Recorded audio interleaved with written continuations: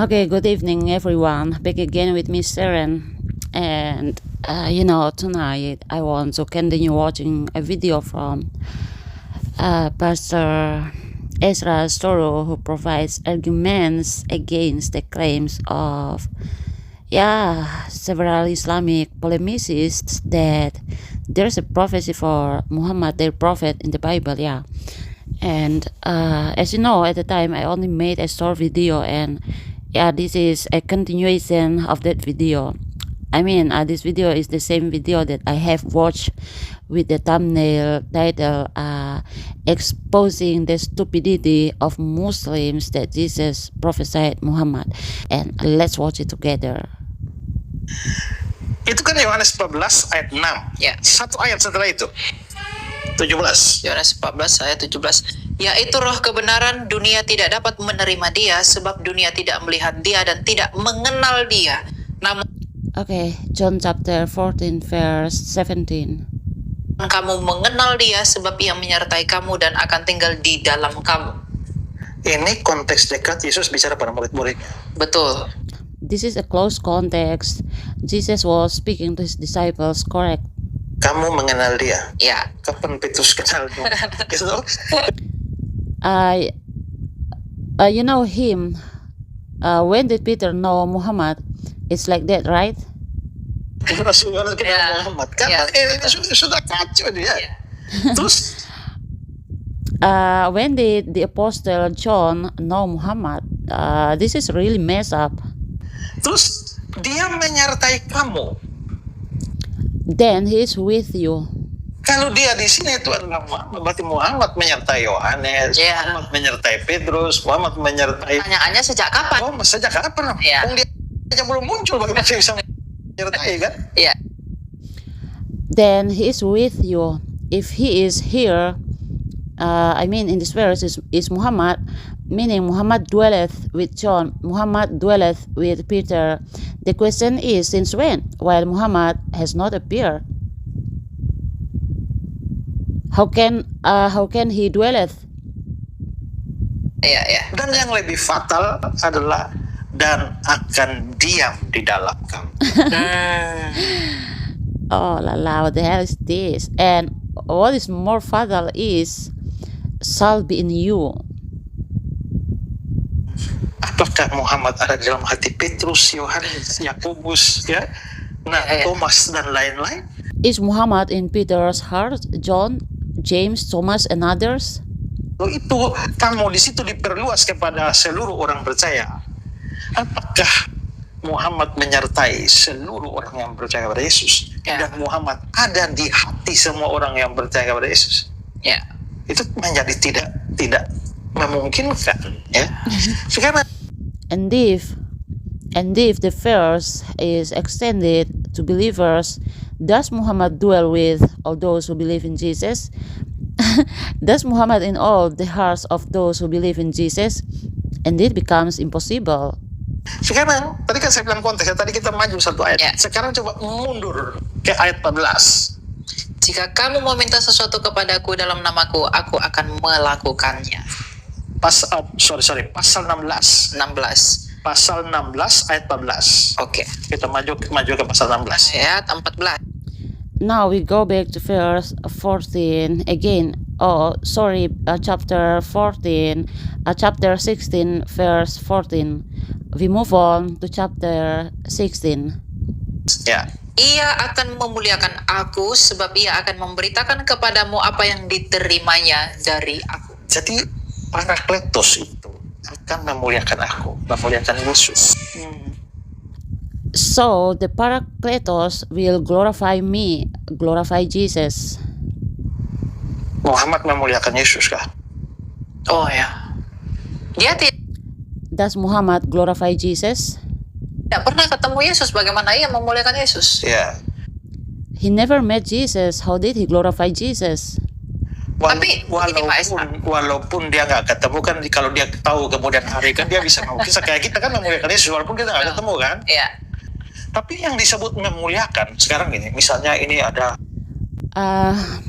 Even though he didn't meet Jesus and he knew Jesus later, he could glorify like us, right?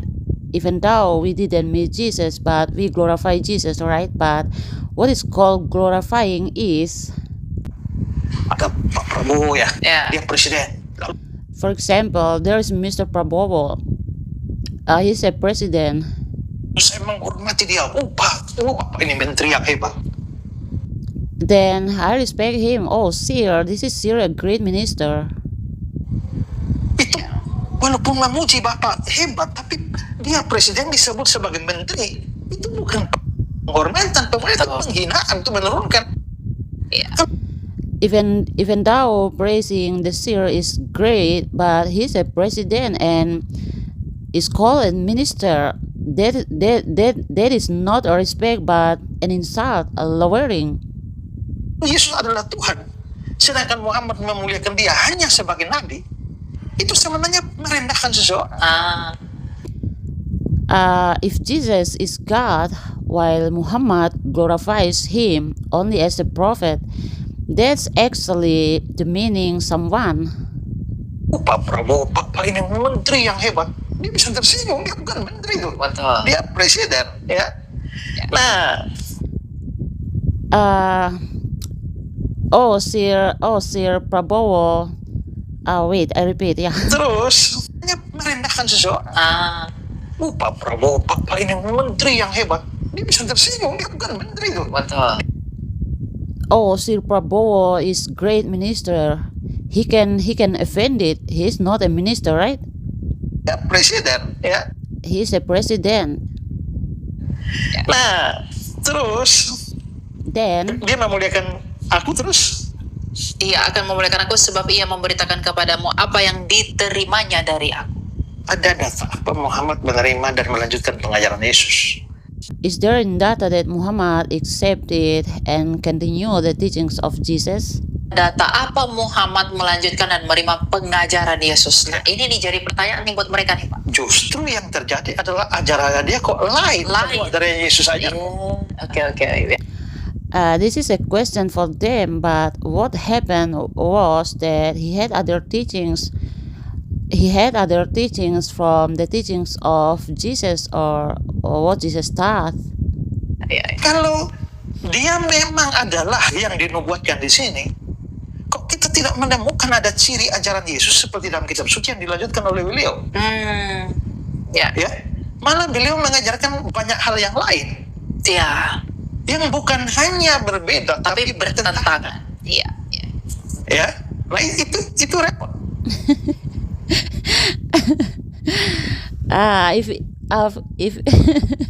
If indeed Muhammad was prophesied here in this verse, why don't we find the characteristics of Jesus' teachings as in the scriptures continued by Muhammad? Instead, he taught other things which were not only different but contradictory.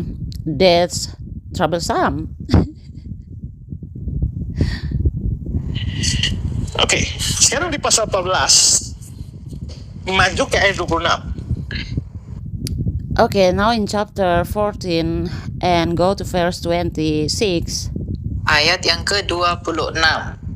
Namun penolong yaitu Roh Kudus yang akan diutus oleh Bapa dalam namaku, dialah yang akan mengajarkan segala sesuatu kepadamu dan mengingatkan kamu akan semua yang telah kukatakan kepadamu. Ya, dialah yang mengajarkan segala sesuatu. Ya, dan mengingatkan kamu. Kok kita nggak pernah lihat ya ada data Muhammad mengingatkan apapun yang dikatakan oleh Yesus ya? Ya. He teaches you all things. He teaches you all things and remembrance you. How is it that we never see in data that Muhammad remembrance of anything that Jesus said? Ya, jadi dari sini kita